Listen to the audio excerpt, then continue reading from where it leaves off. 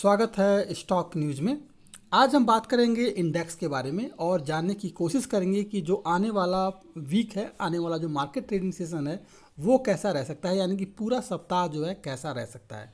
और इसके अलावा हम सपोर्ट और रेजिस्टेंस पर भी बात करेंगे कि ये निफ्टी में सपोर्ट कहाँ जा सकता है और रेजिस्टेंस कहाँ तक जा सकता है। ये इंडेक्स जो है कहाँ अप साइड जा सकता है या फिर गिरावट के साथ कहाँ ये डाउन साइड पे रह सकता है। इन सब पर हम बात करेंगे। इससे पहले जो है पिछला हफ्ता जो पिछला ट्रेडिंग सेशन गुजरा है, पहले उसके बारे में बात करेंगे और उसी से पता चलेगा कि आने वाला जो ट्रेडिंग सेशन है वो कैसा रह सकता है। तो आपको याद होगा कि मार्केट जो था इस बार जो है काफ़ी उतार चढ़ाव रहा है, यानी कि पूरा हफ्ता कहें या पूरे एक महीने की बात करें तो लगातार जो है पिछले एक महीने से लगातार जो है मार्केट में हमें बिकवाली का एक दबाव देखने को मिल रहा है। लेकिन इसके अलावा भी जो है गिरावट क्यों आ रही है, क्योंकि रुपए में जो है ऐतिहासिक गिरावट देखने को मिल रही है। विदेशी जो निवेशक हैं लगातार बिकवाली कर रहे हैं। पेट्रोलियम प्रोडक्ट्स पर सरकार ने एक्सपोर्ट ड्यूटी लगा दी है, जिसके कारण की और इसके अलावा एक और बात जो सामने आ रही है वो ये है कि ग्लोबल संकेत जो है वो लगातार जो है मिले जुले नज़र आ रहे हैं। इन्हीं कारण से जो है मार्केट में लगातार हमें गिरावट देखने को मिल रही है। लेकिन एक थोड़ा सा सपोर्ट जो देखने को मिल रहा है वो है जीएसटी वसूली और जून के मजबूत ऑटो बिक्री से बाजार को आपको सपोर्ट मिलता हुआ दिखाई दे रहा है। अब सवाल ये आता है कि आखिर में कितनी गिरावट और आ सकती है या कितना और आगे जा सकता है। इससे पहले अगर देखा जाए तो पिछले हफ्ते जो है विदेशी संस्थागत निवेशकों ने भारतीय बाजार में लगभग जो है 68,636 करोड़ रुपए तक की बिकवाली की है।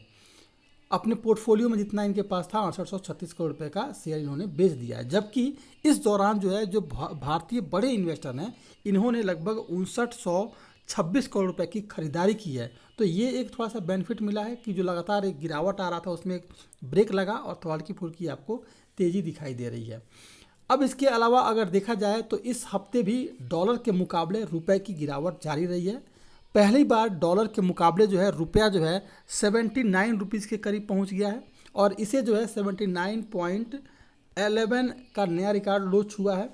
हफ्ते के अंत में डॉलर के मुकाबले जो है रुपया साप्ताहिक आधार पर लगभग 70% तक की 70 पैसे की गिरावट देखने को मिली है और ये जो है 79.0 के स्तर के पहुंच गया था।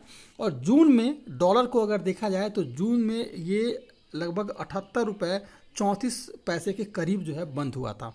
इन्हीं सभी के कारण जो है मार्केट में आपको करेक्शन देखने को मिल रहा है। अब सवाल ये उठता है कि आखिर में कैसा रह सकता है आने वाला मार्केट। तो अगर देखा जाए तो निफ्टी के लिए अगर नियर टर्म की बात की जाए तो शॉर्ट टर्म में ये सपोर्ट जो है 15,700 से लेकर के 15,666 तक का लेता हुआ हमें दिखाई दे रहा है। हालांकि 1 जुलाई को निफ्टी ने लगभग अपना सपोर्ट तोड़ दिया। इसके लिए लगभग ये जो है इंडेक्स जो है 15,500 के करीब सपोर्ट लेता हुआ नज़र आ सकता है। बाजार की बात करें तो बाजार के ओवरऑल ढांचे से संकेत मिलता है कि आने वाले कारोबारी सत्रों में निफ्टी जो है 15,500 से लेकर के 15,900 के बीच जो है इसी रेंज में कंसोलिडेट करता हुआ दिखाई दे सकता है। 15,900 और इसके अलावा 16,000 के जोन में पहुंचने पर निफ्टी में बिकवाली का दबाव आता हुआ नज़र आ सकता है।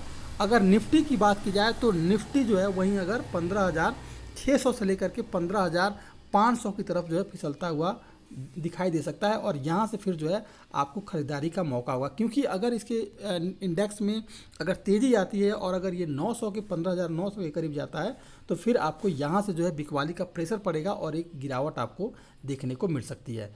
फिर 15,600 के करीब अगर ये आता है तो वहाँ खरीदारी करें। 15,600 या 1500 15,500 के करीब अगर आता है निफ्टी तो फिर से आप वहाँ पर ख़रीदारी कर सकते हैं।